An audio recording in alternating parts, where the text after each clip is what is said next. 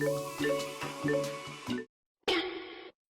everyone, welcome to my channel. So basically today I'm going to review about my car that I've actually owned for about a year and a half now.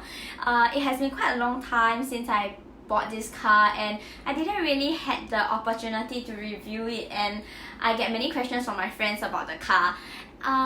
Technically I am very excited also because this will be the very first time I'm going to talk about my car and my experience with it. But first of all, maybe let's do some icebreaker. Let us have a small introduction. So is Mini Cooper a brand? Okay, because I am in Singapore and most of my friends are from Singapore and Malaysia. So usually the thing that I get from them is that, hey, 你买 Mini Cooper 啊? like Mini Cooper. So every time when people talk about Mini Cooper or Mini, it's gonna be Mini Cooper. But actually, Mini Cooper is a series. Like Cooper is the series, Mini is the brand. So basically the brand is Mini, not Mini Cooper. But yeah, because I think long time back, right, Mini is actually that there are like two different kinds of Mini that was first manufactured. It is the Austin Mini and the Morris Mini. So my father-in-law actually shared with me about his experience with Austin Mini, and he said, 哎呦，那个是老爷车. And yeah, I kind of agree. It looks like a 老爷车, but now Austin Minis are worth so much. And Mini used to be manufactured as a economic car on its own, but only the Cooper series, the Cooper and Cooper S or John Cooper World series are for racing and rally. Yeah, so the one that I've gotten is actually a Cooper S, which is a racing car, and it's really fun. When you drive it, you get a go-kart feeling. I'll talk more about that later. Number 2, Mini is for girls. Okay, actually Mini is not for girls. Aiyo, you know, when I talk to my friends, especially the guys, not really the guys, but the older guys lah, like maybe near 40 years old, 30 plus, near 40 years old friends lah. Then after that, my those guy friends from that category will go like, Mini 啊，女孩子车来的. But actually, Mini is not a girl's car. The reason why I got Mini in the first place was because my husband wanted a Mini. And he didn't want to buy a car because he's in a motor trade and stuff, and car is not really very relevant for him. But I guess for both of us, we felt that it was good to get a car to chauffeur our dogs around at that time. So that's why we bought this car, and also because he really loves it. And Mini is not for girls, it's unisex. And Mini 1 has less power, yes, but Mini Cooper, Cooper S, John Cooper Works are really powerful cars. And if you think that it's girly, I really beg to differ, because when I personally experienced the car, I really felt that I love the power. It's like when you step on the gas and like boom, damn cool, love it. Okay, so after debunking these two very common stereotypes about Mini, let's go on to talk about its specs. Yeah, so my Mini Cooper is actually R56 model. It is actually an older model, like a 12-year-old car, and in Singapore we call it a COE car. And the difference between a Cooper and a Cooper S at the time is obviously the horsepower, but both Cooper and Cooper S has sport mode. So for my particular Cooper S model, it has 174 horsepower and the torque is around 240. Rev and max torque is around like 1,600 to 5,500. Yeah. And let me just share with you a bit more about the car. So the car is hatchback. Everyone knows Mini Cooper is hatchback. Handling is so good. And a Mini has six gears, so that's why you have the pedal shift where you can shift the gears. And it is automatic, yeah, not manual. Especially I think most of the models in Singapore and Malaysia are automatic, and you can hardly find any manual ones here. And Mini Cooper S for my model is front wheel drive. Actually, not just Mini Cooper S, many Minis are front wheel drive. Is there even any Mini 4-wheel drive? I cannot remember, but I heard from my husband that I think one of the countrymen is actually a 4-wheel drive. But I don't think I've seen anyone in Singapore yet. Yeah, and the fuel capacity is 50 liters. Top speed is 217 kilometers per hour to 225 kilometers per hour. A lot of people feel that top speed that is written online is different from the top speed in real life. So what we did was we tested it out in this country at highway. So when we went to this country and highway, we actually tried to max the speed at 225 kilometers per hour, and lo and behold, we managed to do it. Initially it was very hard to push. So initially we used 97 fuel, and the fuel wasn't very good for the car, I think, but not sure why. But when we filled the gas tank with V-Power, the fuel tank with V-Power, it just suddenly boosted and we could go at 220. That was amazing. The car was amazing, the handling was amazing in sports mode, and the car was just up to our expectation. But of course, if you compare to supercars, of course supercars are better, right? Compared to R8, like, come on, how can you compare? But yeah, for me, Cooper, I really think that, Cooper S is, I really think that they really does what it is advertised. And yeah, and one additional key point, the speakers are from Harman Kardon. It's so good. You know why the speakers are very important? Because your car is so loud, right? When you drive the car, the boom sound is so damn loud, and when you have speakers like that, you can still hear the music even when the car is effing loud. But technically, the speakers works better in drive mode than in sport mode, because it is really, really loud, really loud. Yeah, so that's about it that I want to share about the car. Maybe let me just share with you about the fuel consumption, because for our car is a COE car, which means it's more than 10 years, it's 12 years old, and yes, the fuel consumption is not that great. Yeah, so the fuel consumption is about 9 kilometers per liter, sometimes 8 kilometers per liter, sometimes it goes even worse, it goes 7 kilometers per liter. It's not that great, but I think that is what you get for driving a COE car and a Mini Cooper. Probably it's a normal thing for Mini Cooper, especially when we have a lot of traffic lights in Singapore. So yep.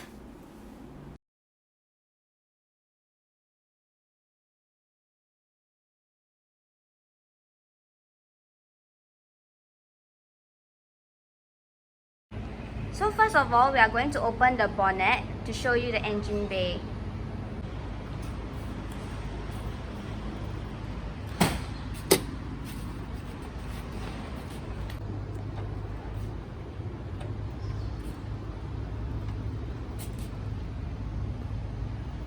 As mentioned earlier, this Cooper S is a model with turbo, so you can see the turbo over here.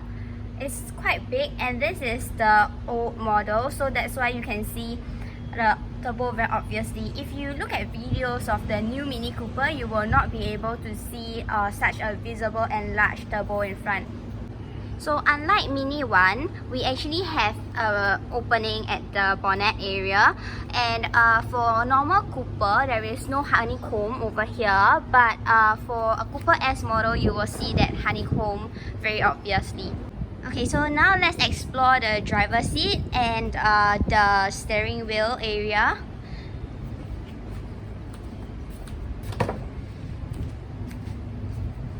So as you can see from the driver's seat, here is the pedal shift where you can change gears, and you can see that because this is the old model, there is this GPS, right, that we now in later models they no longer need it, and also we have all these analog meters, unlike the new ones. For for the oil petrol wise, it's actually so-called digital, where this thing will light up to show you how much petrol is there left. Yeah, and you can see from here that we have very nice stickers and also this magnet where we put our phones, because there's no other areas that we can stick our phones on. The mirror is very far away, right? And yeah, that's about it. And you can see this like, oh, super old CD player, because as mentioned, this is the older model. I really love these buttons where you can turn on the headlight, the backlight, lock the car, open the window, because it's really something that your usual cars, like to control the window, it is at the side, but over here for Mini Cooper, nope, it is not that way. And also I really like how shiny the handle is. It's all round and cute. And here's the start and stop engine. One really cool thing is that you don't really need to plug in your key over here. So let me show you how to put in the key. Yeah, so this is our key. So you know, we don't really have to push it in, right? So we don't have to do that. We just have to like hold this nearby, and then after that we can just press, sorry, I'm stepping on the brake, so we can just press this and see the car will start up. Cool, right? So it doesn't have to be inserted, right, in order to start the car engine. Yeah.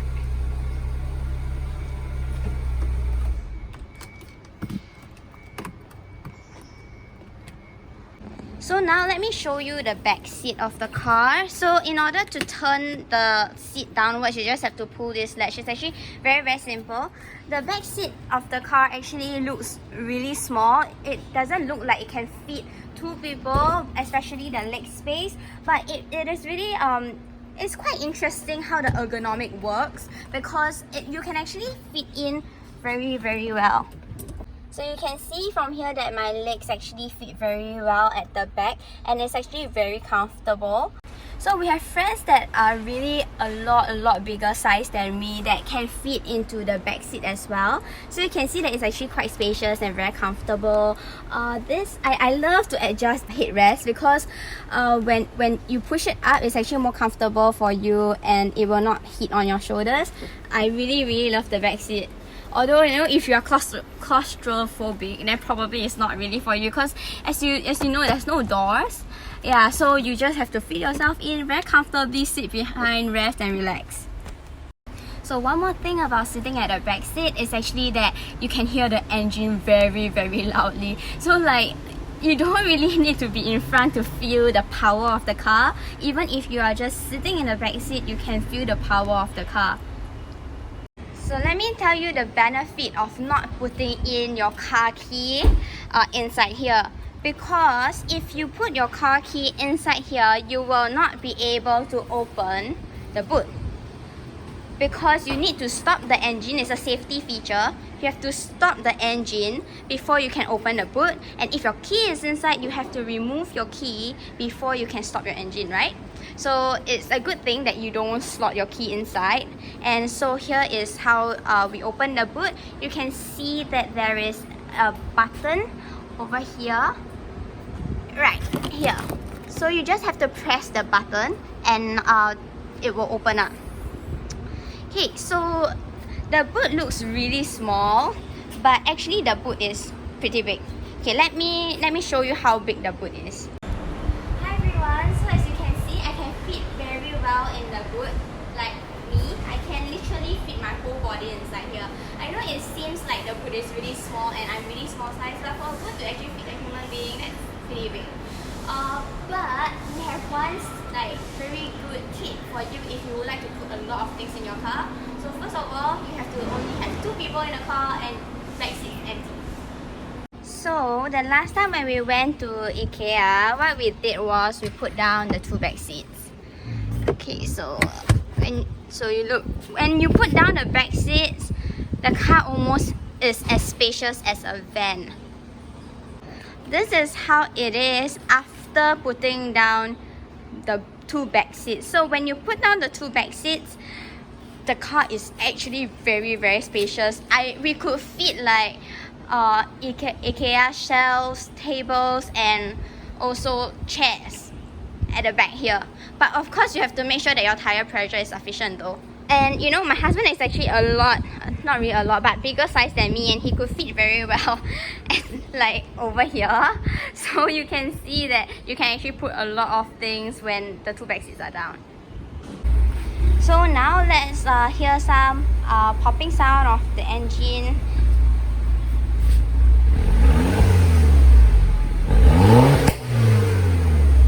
Oh, okay, that's loud. Let's go for a ride now. Yep, so now I'm in the car. Just to show you guys how to open this thing, just have to press this button and it opens up and just close it back. And another thing is that when you want to go on sport mode, you just have to press this. So you can see that there are two buttons, right? The sport mode and the DSC, and we all know that DSC is the stability. So if you're off DSC, it's probably when you want to do some drifting, but we won't be doing drifting in Singapore. So yeah, the most is we would press sport mode. So now if I press sport mode, you'll see a light here and you can see sport. Do you see sport? Yeah, it says sport mode over here. So the difference between sport mode and drive mode is actually the power and control of the car. So when you are in sport mode, there will be a normal engine brake. So once you release the engine, you will automatically brake. And not really brake lah, as in you will almost like just stop very quickly, unlike in drive mode. And also the brake is stronger in sport mode, and also you can feel the power of the car. Okay, so now you can hear like we are in sport mode, and this is the car, the sound of the car.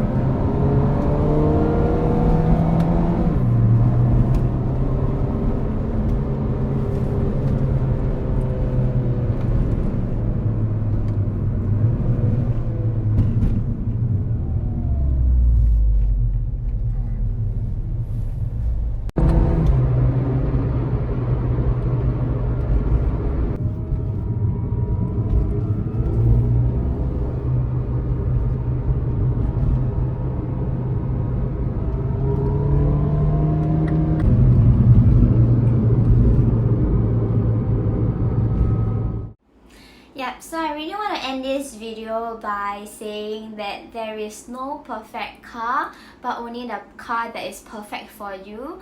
So in this case, I really feel that my car is perfect for me, for my situation, for my family, for my husband, and overall we really enjoy riding this car, driving this car. We really enjoy our experience with the car. And for maintenance and servicing wise, we didn't spend a lot. Parts are so good, they are so sturdy, wear and tear is also not that frequent. So overall, I really feel that this car is perfect for us, style wise as well, because both of us are really small size and we love streetwear. We don't wear formal all the time. And yeah, so Mini is just a very versatile car for both of us to drive on an everyday basis. So that's all for my video, and I hope you enjoyed it. So do like and subscribe if you love this video. Thank you very much everyone. Bye bye. See you again.